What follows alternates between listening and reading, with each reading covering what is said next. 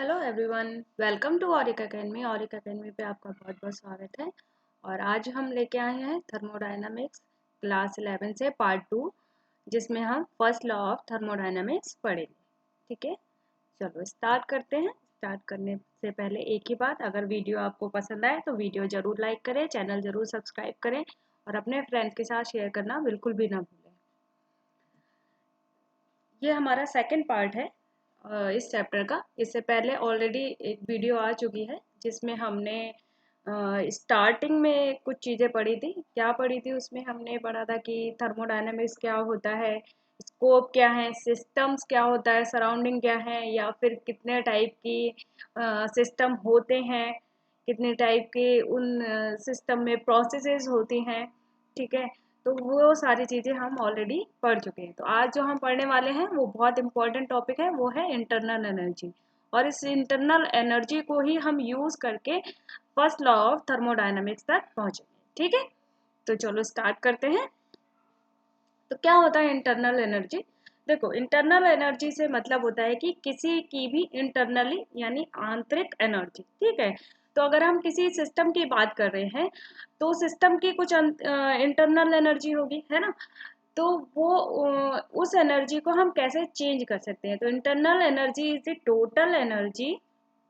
Basically what is internal energy? तो internal energy is the total energy contained by a thermodynamic system. कोई भी एक thermodynamic system है और उसकी जो इंटरनल एनर्जी है वो क्या है? उसकी जो टोटल एनर्जी है। ठीक है, it could be potential energy, mechanical energy, electrical energy और any other form of energy.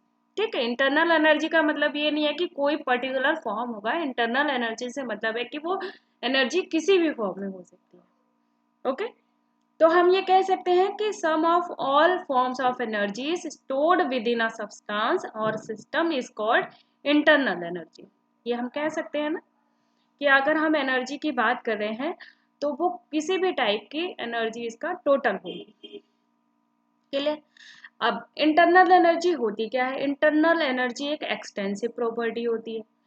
Extensive property से मतलब ये है कि depend on the quantity of the substance. Quantity of the substance पे डिपेंड करती है। ठीक है, absolute volume of internal energy can not be determined but change in internal energy can determine. अगर हम किसी भी सिस्टम का एब्सोल्यूट वैल्यू से मतलब है कि हम बिल्कुल कंफर्म वैल्यू फाइंड आउट करना चाहते हैं ना, तो वो हम नहीं निकाल पाएंगे। हम सिर्फ ये निकाल सकते हैं कि इंटरनल एनर्जी में चेंज क्या है। सपोज हमने कोई सिस्टम लिया और उसका इंटरनल टेम्परेचर इनिशियली जो है वो 25 डिग्री है। ठीक है, बट आफ्टर सम टाइम किसी भी रीजन से उसका टेम्परेचर जो है वो चेंज हो गया। और ये प्रोसेस कब हो रही है? जब आइसोथर्मल सिस्टम नहीं है। ठीक है, अगर आइसोथर्मल होगा तो इंटरनल एनर्जी क्या हो जाएगी? इंटरनल एनर्जी तब जीरो होती है। Delta U will B zero for isothermal. ऐसा क्यों? देखो, आइसोथर्मल का मतलब ये हो गया कि हमने जिस टेम्परेचर पे रिएक्शन स्टार्ट करी या जिस टेम्परेचर पे हमने कोई सिस्टम रखा वो हमेशा उसी टेम्परेचर पे ही फिक्स रहेगा। ठीक है, तो वो आइसोथर्मल हो गया, यानी टेम्परेचर इज कंट्रोल। तो उस कंडीशन में डेल्टा यू क्या होता है? जीरो होता है। लेकिन अगर हमें इंटरनल एनर्जी फाइंड आउट करनी है तो इसका मतलब ये है कि इंटरनल एनर्जी में चेंज होना चाहिए उस सिस्टम की। अब उस सिस्टम की एनर्जी में चेंज कैसे होगा? जब हम ये देखेंगे कि इनिशियली उसका एनर्जी क्या थी या इनिशियली उसका टेम्परेचर क्या था और बाद में क्या हो गया, तो उससे ये पता चलेगा कि उसमें कितना चेंज आया।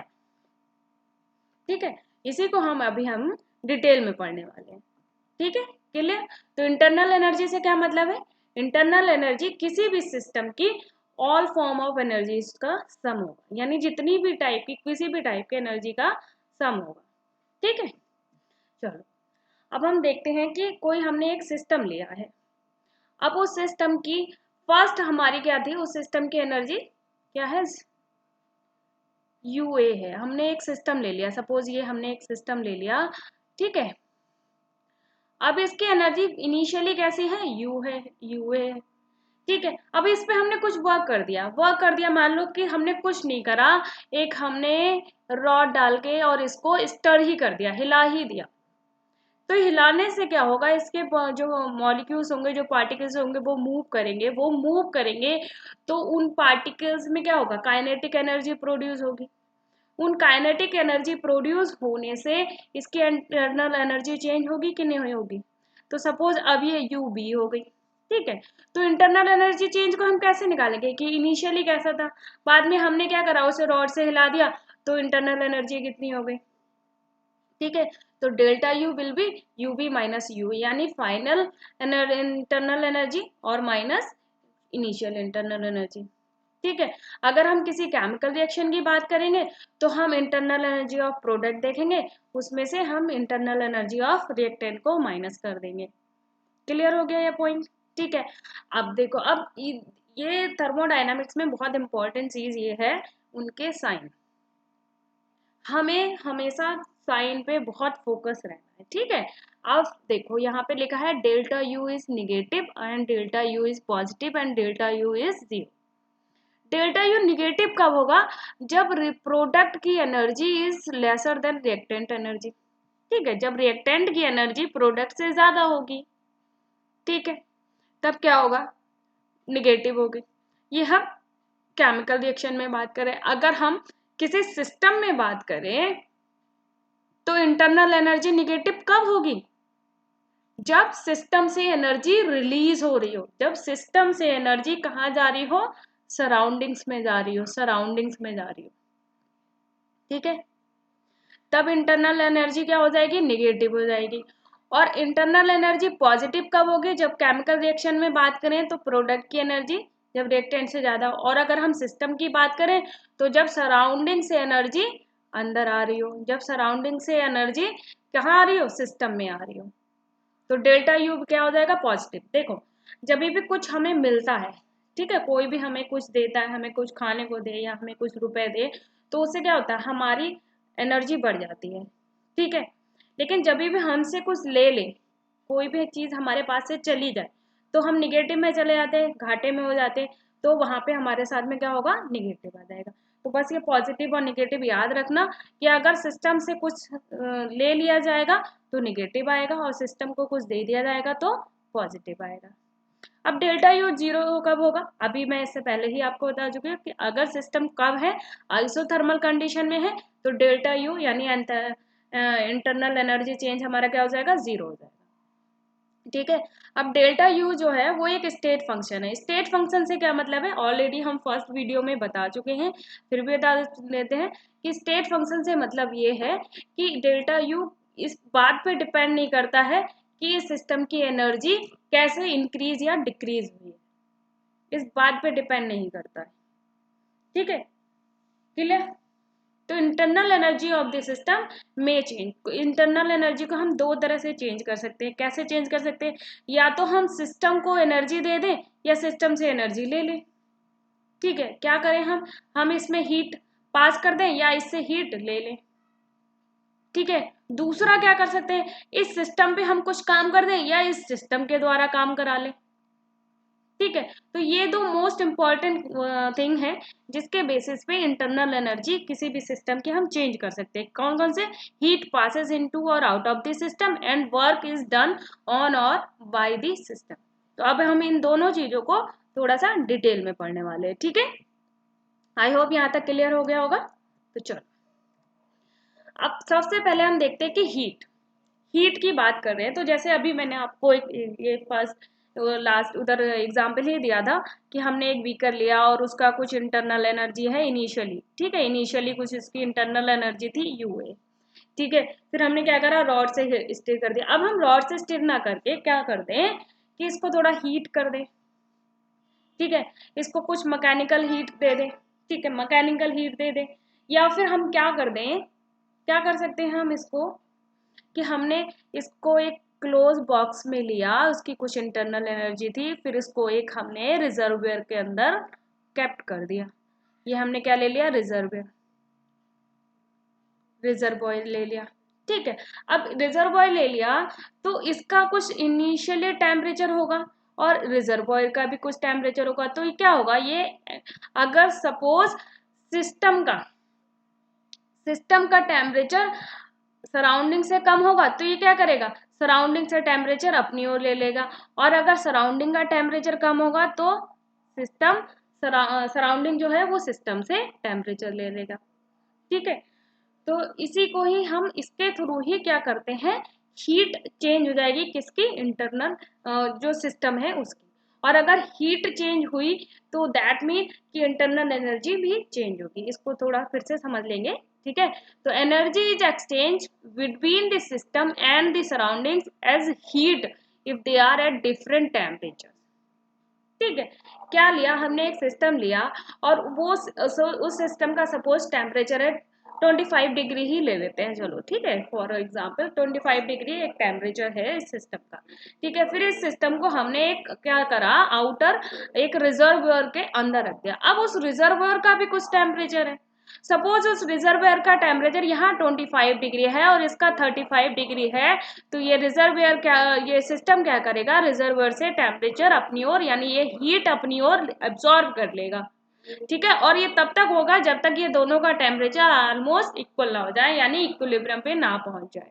तो ऐसी कंडीशन में क्या हुआ, सिस्टम ने सराउंडिंग से टेम्परेचर ले लिया, हीट ले ली, हीट एब्जॉर्ब कर ली, और तब जो इंटरनल एनर्जी होगी वो क्यू यू प्लस क्यू हो जाएगी कि नहीं हो जाएगी। ठीक है, अब सेकंड थिंग समझ लेते हैं कि सपोज जो हमारा सिस्टम है उसका टेम्परेचर कितना है 35 डिग्री और बाहर कितना है 25 डिग्री। ठीक है, तो अब सराउंडिंग जो क्या करेगा, वो सिस्टम से एनर्जी एब्जॉर्ब कर लेगा, यानी सिस्टम से हीट उसने एब्जॉर्ब कर लिया है। ठीक है, तो इस कंडीशन में क्या होगा, U will be minus Q, यानी इंटरनल एनर्जी अब कितनी हो जाएगी, जो भी हीट सिस्टम से रिलीज हो गई, जो सिस्टम से सराउंडिंग को चली गई, उसके बराबर। क्लियर हो गया पॉइंट, यहाँ पे पॉइंट क्लियर हो गया।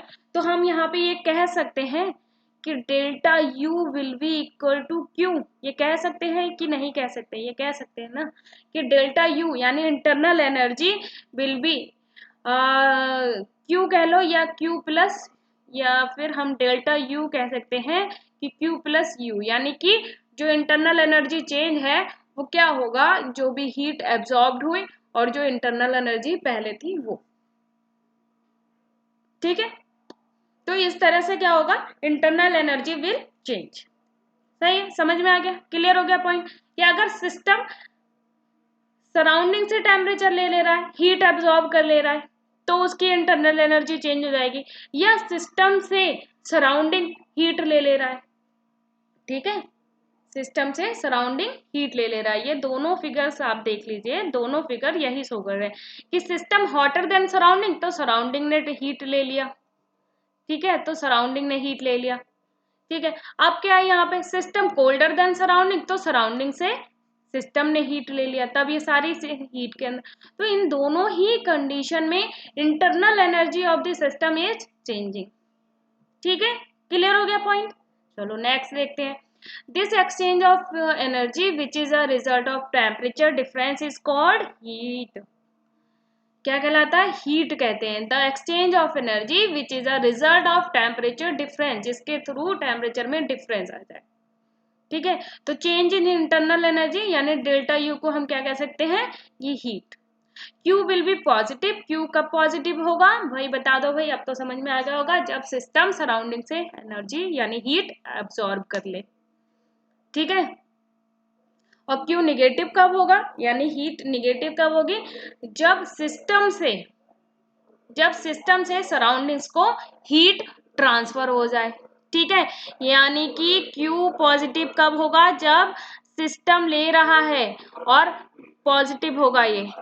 ठीक है, ये पॉजिटिव होगा, और ये निगेटिव कब होगा, ये निगेटिव कब होगा, जब सिस्टम से सराउंडिंग को जा रहा है। This one is system and outer is surroundings. ठीक है, दोनों में बात समझ में आ गई, आई होप इतना क्लियर हो गया होगा।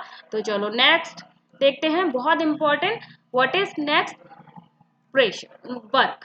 ठीक है, हमने दो चीजें जानी ना कि इंटरनल एनर्जी कब चेंज हो सकती है, इंटरनल एनर्जी दो कंडीशन में चेंज हो सकती है, जब हम सिस्टम से एनर्जी ले लें यानी हीट एब्जॉर्ब कर लें, या सिस्टम को हीट दे दें। ठीक है, या फिर सेकंड कंडीशन क्या है कि जब सिस्टम पर काम करें या सिस्टम के द्वारा काम करें। तो फर्स्ट हमने हीट देख लिया, अब हम वर्क देखेंगे, वर्क। ठीक है, अब हमने क्या करा, इसके लिए हमने एक एडियाबेटिक यानी आइसोलेटेड व्हीकल लिया, आइसोलेटेड व्हीकल लिया। ठीक है, और उसमें ये एडियाबेटिक बॉल है। एडियाबेटिक बॉल का मतलब क्या होता है कि वो ना तो हीट ट्रांसफर करेगा और ना ही एंटर करेगी हीट, और ना ही हीट बाहर आएगी, यानी no heat transfer, insulated beaker. But इसमें क्या होता है, इसमें वर्क हो जाता है, इसमें वर्क हो जाएगा। ठीक है, जो एनर्जी ट्रांसफर होगी वो इन दी फॉर्म ऑफ वर्क होगी। अब उसको हम देखते हैं। हमने एक सिस्टम लिया, एडियाबेटिक प्रोसेस उसमें कराई, और हमने देखा कि इंटरनल एनर्जी जो है वो फाइनल, इनिशियली कुछ और थी और फाइनली कुछ और हो गई। तो delta U will be you final minus you initial. ठीक है, अब जो हमने कहा कि ये जो सिस्टम है ये कैसा है, ये सिस्टम कैसा है, एडियाबेटिक है। तो एडियाबेटिक है तो इसका मतलब ये है कि इस सिस्टम में एनर्जी यानी हीट ना तो एंटर करेगी और ना ही सिस्टम से लेफ्ट करेगी।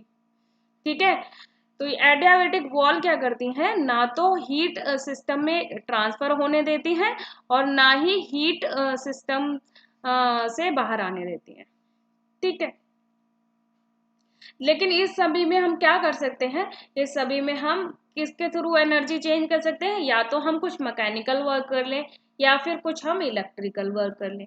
ठीक है, तो इसके थ्रू हम क्या करेंगे कि इस सिस्टम की इंटरनल एनर्जी को हम चेंज कर देंगे। ठीक है, तो हम जो भी करेंगे वो वर्क करेंगे, और वर्क हम किस में कर रहे हैं, हम एडियाबेटिक सिस्टम में कर रहे हैं। तो यहाँ पे जो इंटरनल एनर्जी चेंज होगा वो वर्क के थ्रू होगा, और वर्क किस में कर रहे हैं, हम एक एडियाबेटिक सिस्टम में कर रहे हैं। क्लियर, तो work adiabatic will be positive. Positive कब होगा, जब हम सिस्टम पे काम करेंगे, और निगेटिव कब होगा, जब हम सिस्टम के द्वारा काम करेंगे। ठीक है, दोनों कंडीशन क्लियर हो गई। ठीक, अब इस वर्क वाले को थोड़ा सा हम और डिटेल में पढ़ेंगे। क्या देखने वाले हैं, अब हम देखने वाले हैं प्रेशर वॉल्यूम वर्क। ठीक है, अभी हमने एक सिस्टम देखा था सिर्फ कि वो एडियाबेटिक है, लेकिन अब हम बात कर रहे हैं कि हमने एक सिस्टम ऐसा ले लिया जो किस पे डिपेंड कर रहा है, गैस पे। ठीक है, अगर वर्क डन हो रहा है व्हेन गैस एक्सपेंड कर रही है या कॉन्ट्रैक्ट कर रही है अगेंस्ट दी एक्सटर्नल प्रेशर। देखो यहाँ पे एक हमने क्या लिया, एक सिस्टम लिया, यहाँ पे हमने एक सिस्टम लिया, और ये एक पिस्टन लगा हुआ है। ठीक है, और इसके थ्रू हम एक एक्सटर्नल प्रेशर क्या करेंगे, अंदर की तरफ लगाएंगे। ठीक है, अब सपोज इसका इनिशियली वॉल्यूम है वी आई है। ठीक है, ये इसका क्या हो गया, ये इसका पूरा एरिया हो गया, ये एरिया हो गया। ठीक है, इसका पूरा क्या हो गया, एरिया हो गया ये, यानी ये हमने एक तरह से पूरा क्या हो जाएगा, इसका क्रॉस सेक्शनल एरिया हो गया। ठीक, अब हमने क्या करा कि जो पिस्टन था उस पिस्टन के थ्रू हमने प्रेशर लगाया, और प्रेशर लगाने से क्या हुआ, देखो जो इनिशियली हमारा जो वॉल्यूम था वो डिक्रीज हो गया, और कितना हो गया, यहाँ तक पहुंच गया। ठीक है, यहाँ तक पहुंच गया। ठीक, अब ये वॉल्यूम क्या हो गया, ये वी फाइनल हो गया, किसका, गैस का। क्या करा है, यहाँ पे गैस कॉन्ट्रैक्ट हुई है क्योंकि हमने एक्सटर्नल प्रेशर लगाया है। ठीक है, और देखो एरिया तो सेम रहा, लेकिन जो ये लेंथ है ना, यानी जो वॉल्यूम की लेंथ थी वो क्या हो गई, वो थोड़ी कम हो गई। ठीक है, वो थोड़ी कम हो गई, जिसे हम यहाँ पे एल से डिनोट कर सकते हैं। ठीक है, बात समझ में आ गई कि हमने एक गैस ली एक सिस्टम में, और उसमें हमने एक्सटर्नल प्रेशर लगाया पिस्टन के थ्रू, तो जो इनिशियल वॉल्यूम था वो घट गया, डिक्रीज हो गया, और फाइनल वॉल्यूम हो गया ये वाला। ठीक है, एरिया तो दोनों सेक्शन में सेम रहेगा, लेकिन अगर हम वॉल्यूम चेंज की बात करेंगे तो वॉल्यूम चेंज को हम इस तरह से भी निकाल सकते हैं कि जो जितना एरिया था उस एरिया में कितनी लेंथ तक जो गैस है वो डिक्रीज हो गई, उस लेंथ को हम फाइंड आउट कर लेंगे। तो वहां से हम क्या निकाल लेंगे, वॉल्यूम चेंज निकाल लेंगे। तो वॉल्यूम चेंज क्या हो जाएगा इस सिस्टम के लिए, लेंथ, जितनी लेंथ में गैस कॉन्ट्रैक्ट हुई है। ठीक है, यानी वॉल्यूम जितना लेवल तक डिक्रीज हो गया, और उस सिस्टम का एरिया।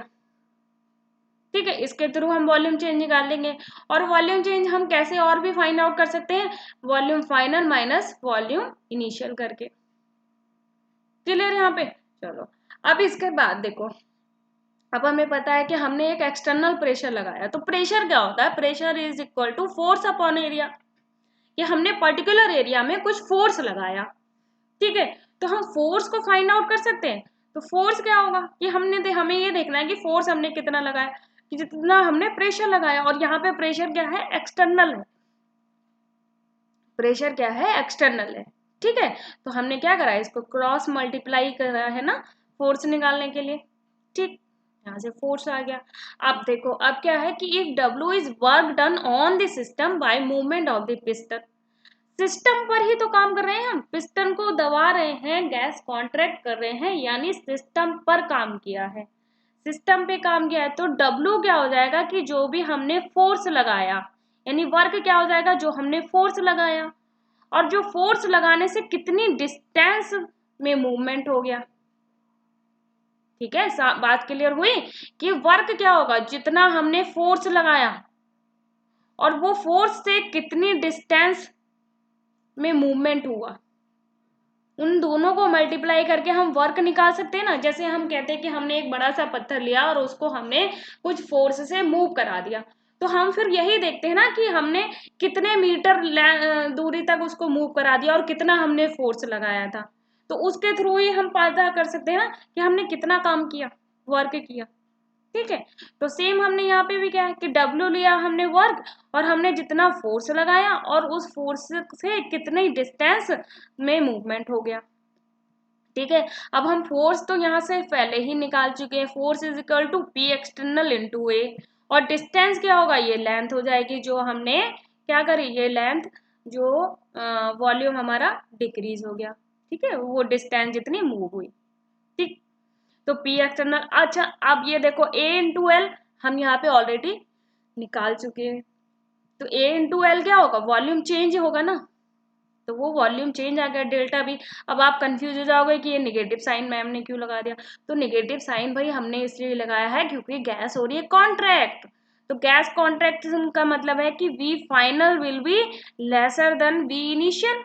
देखो V फाइनल कितना है, कम है ना, V फाइनल यहाँ पे कम है और V इनिशियल हमारा ज्यादा है, V इनिशियल हमारा ज्यादा है, ठीक है, और V फाइनल हमारा यहाँ पे कम है। तो गैस कॉन्ट्रैक्शन में V फाइनल हमारा लेस होता है देन V इनिशियल, इसलिए डेल्टा V हमारा क्या आएगा, निगेटिव आएगा, ठीक है। तो जिसको हम इस तरह से रिप्रेजेंट कर सकते हैं, तो W is equal to minus P external V final minus V initial, ठीक है। और अगर हम गैस एक्सपेंशन की बात करें, अच्छा कॉन्ट्रैक्शन में क्या हुआ था, कॉन्ट्रैक्शन में सिस्टम पे काम हुआ था, लेकिन अगर हम गैस एक्सपेंड करेंगे तो गैस एक्सपेंड में क्या होता है, सिस्टम के द्वारा काम होता है। तो जब सिस्टम के द्वारा काम होगा तो V final will be more than V initial, ठीक है। तो हमारा वर्क क्या हो जाएगा, वर्क हो जाएगा minus P external V F minus V आई।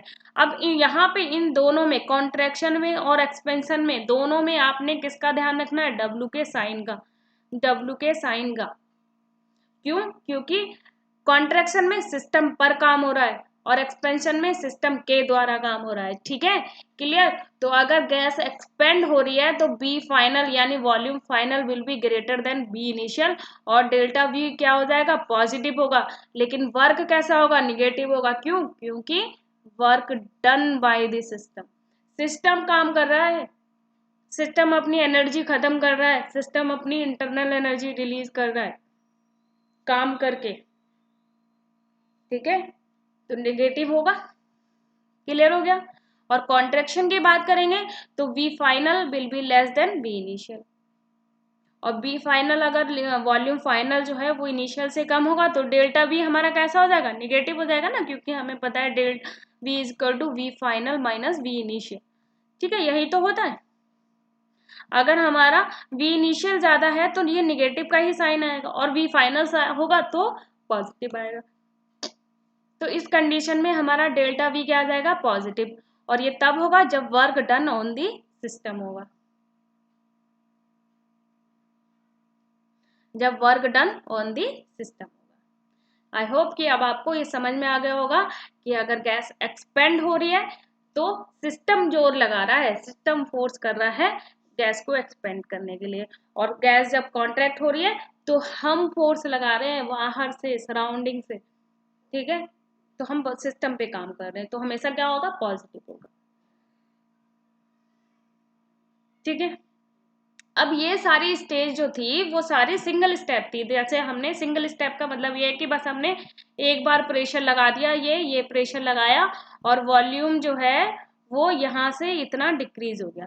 लेकिन अगर ऐसा हो कि हम ये प्रेशर एक बार में ना लगा के स्टेप में लगा दें, यानी कांस्टेंट ना हो at every step stage of compression, compression कह लो या एक्सपेंशन कह लो, ठीक है, दोनों ही कंडीशन में अगर प्रेशर कैसा है, कांस्टेंट नहीं है एट एवरी स्टेज, तो हम डब्ल्यू कैसे निकालेंगे, डब्ल्यू निकालेंगे minus summation P external into delta V. P external into delta V मतलब हमने जो छोटे छोटे स्टेप में पूरा किया। जैसे हम घर तक हमें जाना है, ठीक है, ये हमारा घर का दरवाजा है और यहाँ पे बहुत सारी स्टेयर्स है, ठीक है, तो इन स्टेयर्स को पार करते हुए हम घर तक पहुंचते हैं। तो अगर हम ये देखें कि हमने कितनी एनर्जी यूज करी इस घर तक पहुंचने के लिए, तो हमें ईच स्टेप्स का क्या करना पड़ेगा, एनर्जी फाइंड आउट करनी पड़ेगी। तो सेम हेयर कि हमें वर्क फाइंड आउट करना है तो हमें ईच स्टेप पे ये देखना पड़ेगा कि कितना हमने प्रेशर लगाया है, ठीक है। और ये समेशन का साइन होता है, इसका मतलब होता है कि जितनी भी वॉल्यूम्स आएंगी उनको हमने सबको सम कर देना है, क्लियर, ठीक है, यहाँ तक समझ में आ गया होगा। अगर आपको ना समझ में आए, कोई भी डाउट हो, तो आप कमेंट बॉक्स में कमेंट कर सकते हैं, ठीक है। और अगर वीडियो समझ में आ रही हो, आपके डाउट क्लियर हो रहे हो, तो वीडियो जरूर लाइक करें। चलो अब हम बात करते हैं किसकी, ये तो हमने बात कर ली कि प्रोसेस हो रही है कैसे, जब हम जब हम क्या कर रहे हैं कि वर्क डन हो रहा है, या तो एक स्टेप में हो रहा है या मल्टीपल स्टेप में हो रहा है, ठीक है।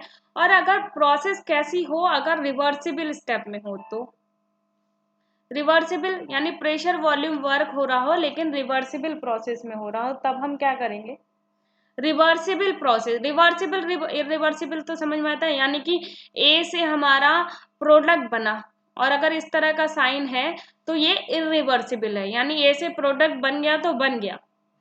लेकिन ए से प्रोडक्ट बना और प्रोडक्ट से वापस ए बनने का, यानी रिएक्टेंट से प्रोडक्ट, प्रोडक्ट से रिएक्टेंट अगर बन जाता है तो इस प्रोसेस को हम रिवर्सिबल कहते हैं। और ये डबल हेडेड एरो, ये डबल ये एरो यूज करते हैं, हाफ हेड, ठीक है, क्लियर। तो अब ये इस रिवर्सिबल प्रोसेस में हम देखेंगे कि वर्क डन क्या होगा, ठीक है।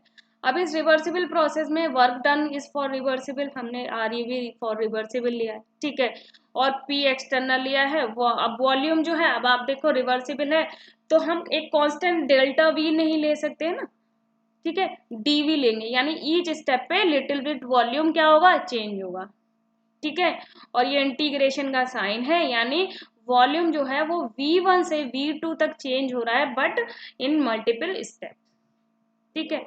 लेकिन हमें ये पता है कि P एक्सटर्नल जो होगा वो P इंटरनल और प्लस DP, यानी कि P जितना हम एक्सटर्नल प्रेशर लगाएंगे, देखो कभी कभी ऐसा होता है कि जितना हम बाहर से प्रेशर लगाते हैं उतना ही प्रेशर इंटरनली मॉलिक्यूल्स भी लगाते हैं, ठीक है।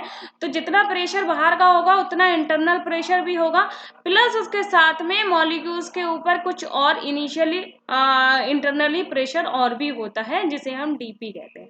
तो हम पी एक्सटर्नल की जगह सिर्फ ये वाली वैल्यू पुट कर देंगे, पी इंटरनल प्लस डीपी यानी स्मॉल प्रेशर, ठीक है, क्लियर।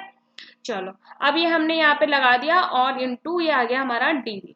सेम यहाँ पे पी एक्सटर्नल की जगह P internal plus minus D, plus minus इसलिए क्योंकि ये थोड़ा सा कम ज्यादा भी हो सकता है, ठीक है। अब हमने डीवी से सभी की मल्टीप्लाई कर दी, यानी डीवी से पी इंटरनल और डीवी से ये वाली वैल्यू कैसे होती है, बहुत कम है। देखो डीपी और डीवीआई यानी डी जिसके आगे लग गया तो दैट मीन कि बहुत ही नेग्लिजिबल है, नेग्लिजिबल है। तो इसको क्या करेंगे, हम इसको नेग्लेक्ट कर देंगे। तो सिर्फ हम इस वैल्यू को लेके आगे बढ़ेंगे, पी इंटरनल इंटू डी, ठीक है। पी इंटरनल यानी प्रेशर इन इंटरनल और वॉल्यूम चेंज, ठीक। लास्ट आपने स्टेट ऑफ मैटर में पढ़ा होगा, एक गैस इक्वेशन मिली थी हमें वहां से, जिसे हम कहते हैं gas equation, PV is equal to nRT। तो यहाँ से P is equal to nRT upon B। अब ये वाली इक्वेशन का हम यूज यहाँ पे करेंगे, क्योंकि हम गैस के बारे में स्टडी कर रहे हैं तो हम ये इक्वेशन यूज कर सकते हैं, ठीक है। तो प्रेशर की जगह हमने क्या लगा दिया, nRT upon B into dV, ठीक है। अब आपको पता है कि n is number of moles, R is that is gas constant, ठीक है, and T is also constant, ठीक। तो nRT को हम बाहर ले लेंगे, 1/v इंटू dV रह जाएगा, क्लियर। अब हमने इसका इंटीग्रेशन करेंगे तो इंटीग्रेशन के साइन हटके ln क्या आ जाएगा, ln और ये V2 माइनस V1 यानी final volume minus initial volume, ठीक है। और जब भी हम इस ln, ठीक है, इस ln की वैल्यू को हटाते हैं, ठीक, तो इस ln की जगह हमेशा हमेशा ध्यान रखना कि हम ये वैल्यू पुट करते हैं 2.303 और ये लॉग ये पुट कर देते हैं, ठीक है। तो W reversible is equal to minus nRT ln V2 minus V1 which we can convert into minus 2.303 nRT log V2 upon V1, ठीक है। तो इससे हमारे ये W रिवर्सिबल यानी वर्क इन रिवर्सिबल कंडीशन में क्या होगा उसकी वैल्यू हमारी आ गई, ठीक है। ये फॉर्मूला हम यूज करते हैं किसके लिए, कुछ न्यूमेरिकल्स करने के लिए, ठीक है। अब यहाँ से हम एक चीज और भी निकाल सकते हैं, अगर हमें प्रेशर दिया हो तो हम प्रेशर के लिए ये वाली इक्वेशन भी यूज कर सकते हैं, ठीक है। तो आई होप समझ में आ गई होगी आपको, pressure volume work in reversible process. एक हमने रिवर्सिबल प्रोसेस लिए है और उसमें गैस एक्सपेंड भी हो रही है और गैस कॉन्ट्रैक्ट भी हो रही है, तो उस कंडीशन में यानी रिवर्सिबल कंडीशन में हमारा जो वर्क आएगा वो क्या आएगा, क्लियर है। ये हमारा वर्क आ गया, ठीक है। हमने ये इनिशियली वर्क लिया, ठीक है, W रिवर्सिबल लिया, P एक्सटर्नल लिया इंटू dV लिया, ठीक। और ये हमारा V1 से V2 आ गया, ठीक है। इंटीग्रेशन यूज करेंगे क्योंकि हम जो रिएक्शन करने वाले हैं वो रिवर्सिबल है और रिवर्सिबल किसी भी स्टेप पे यानी किसी भी स्टेज पे जाके रिवर्स हो सकती है, तो वो कंडीशन है, ठीक। चलो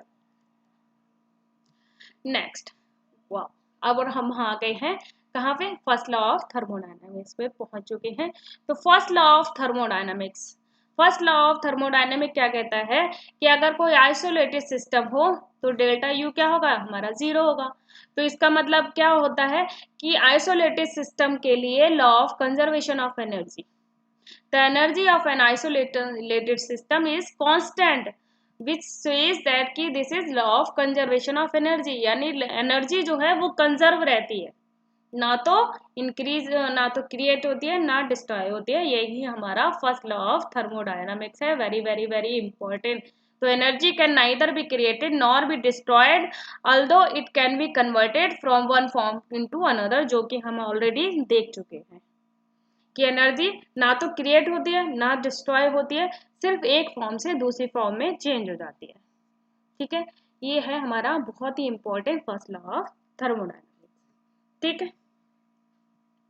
this law also state that total energy of the universe remains constant. ये भी कह रहा है कि total energy of the universe, universe से मतलब क्या था कि यूनिवर्स का मतलब है यूनिवर्स हमारा मिलके बना है सिस्टम और सराउंडिंग से, सिस्टम प्लस सराउंडिंग्स, ठीक है।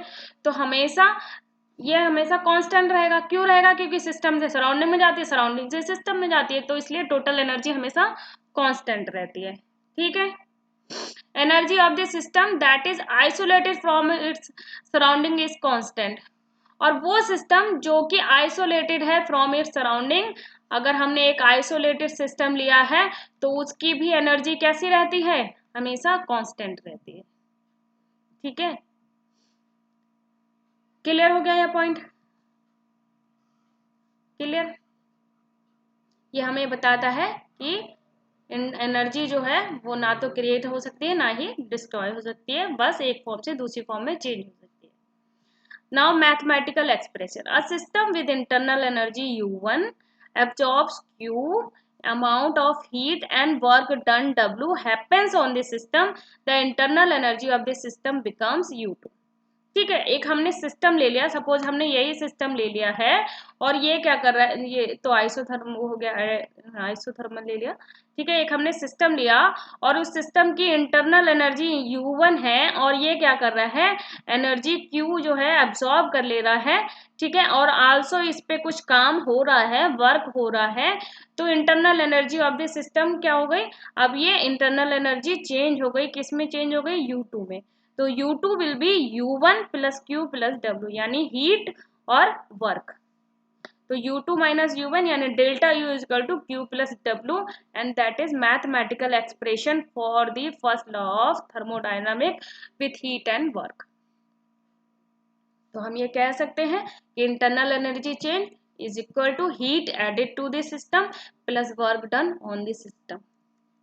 लेकिन अगर ऐसा हो कि वर्क डन हो ऑन द सराउंडिंग यानी बाय द सिस्टम हो, तो W क्या हो जाएगा, हमारा निगेटिव हो जाएगा। तो Q क्या हो जाएगा हमारा, delta U is equal to Q minus W। तो इस कंडीशन में change in internal energy will be equal to heat added to the system minus work done by the system.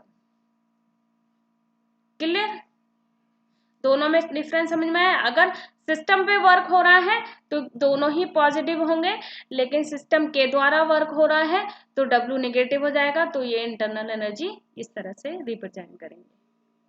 ठीक है, लेकिन हमें पता है कि अभी हमने एक्सप्रेशन ये फाइंड आउट किया ना, W is equal to minus P external into delta V।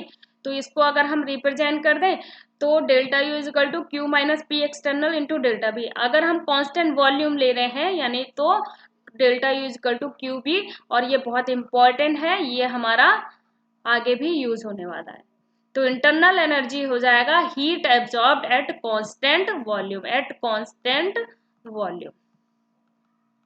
heat internal energy will be equal to heat absorbed at constant volume। Clear, तो ये हमारा फर्स्ट लॉ ऑफ थर्मोडायनेमिक्स हो गया। ठीक है, तो आज हमने ये सब कुछ जाना, देख लेते हैं। तो हमें ये पता चला कि delta U is equal to Q plus W, यानी internal energy is equal to Q plus W, और यही हमारा फर्स्ट लॉ ऑफ थर्मोडायनामिक है। और ये किसके लिए हो रहा है, for isothermal irreversible and reversible changes के लिए। और अगर आइसोथर्मल इरिवर्सिबल चेंज लेते हैं तो Q is equal to minus W। क्यों, क्योंकि डेल्टा U तो हमारा क्या हो जाएगा, आइसोथर्मल के लिए आइसो जीरो हो जाता है, तो Q is equal to minus W हो जाएगा। ठीक है, और W का हमें पता है कि P external BF minus VI। W is equal to P external, अभी हमने यही तो देखा है, P एक्सटर्नल माइनस वो P external into delta V। ठीक है, तो where VI is the initial volume and BF is the final volume. For isothermal reversible change की बात करेंगे तो Q is equal to minus W, और माइनस W की जगह हमने जो लास्ट हमने अभी फाइंड आउट किया था, क्या फाइंड आउट किया था, ये वाली हम वैल्यू यहाँ पे पुट कर देंगे। ठीक है, तो nRT ln BF upon BI, ln की जगह क्या आ जाएगा 2.303 nRT log BF upon BI। ठीक है, this one, and which is equal to Q and is equal to minus W। ठीक है, PI और PF क्या है, इनिशियल एंड फाइनल प्रेशर। और अगर हम एडियाबेटिक चेंज की बात करेंगे तो एडियाबेटिक में क्या होता है, हमने बताया था ना कि एडियाबेटिक में इंटरनल जो हीट का एक्सचेंज नहीं होता है, तो डेल्टा U इजकल टू क्या हो जाएगा, W हो जाएगा ना। जब हम यहाँ पे डेल्टा U इजकल टू क्या ले लेंगे, delta U is equal to Q plus W है ना। और Q अगर हमने एडियाबेटिक सिस्टम लिया तो Q हमारा जब जीरो हो गया तो delta U is equal to W हो जाएगा ना। और हमने एडियाबेटिक सिस्टम के लिए लिया है तो इसलिए AD लिख देंगे। ठीक, क्लियर, पॉइंट क्लियर हो गए सारे। ठीक है, इसके साथ में ही W और Q अगर हमारे पॉजिटिव है तो इसका मतलब है कि वर्क और हीट क्या हो रहा है, इंटर इनटू द सिस्टम। और W और Q अगर हमारे निगेटिव है तो इसका मतलब है कि एनर्जी यानी वर्क और हीट जो है वो सिस्टम से बाहर आ रहे हैं। ये सिस्टम में जा रही है हीट, ये वर्क सिस्टम पे हो रहा है, ये सिस्टम से हीट बाहर निकल रही है, और ये सिस्टम के द्वारा वर्क हो रहा है। तो आई होप कि आपके ये first law of thermodynamics completely समझ में आ गया होगा विद हीट एंड वर्क। तो आपको वीडियो पसंद आई हो तो वीडियो ज़रूर लाइक करें। नेक्स्ट वीडियो में हम एंथैल्पी पढ़ने वाले हैं, बहुत बहुत ही ज़्यादा इंपॉर्टेंट है, और इसके साथ में हम डिफरेंट फेजेस को भी पढ़ेंगे। ठीक है, तो मिलते हैं नेक्स्ट वीडियो में। Till then take care, bye bye.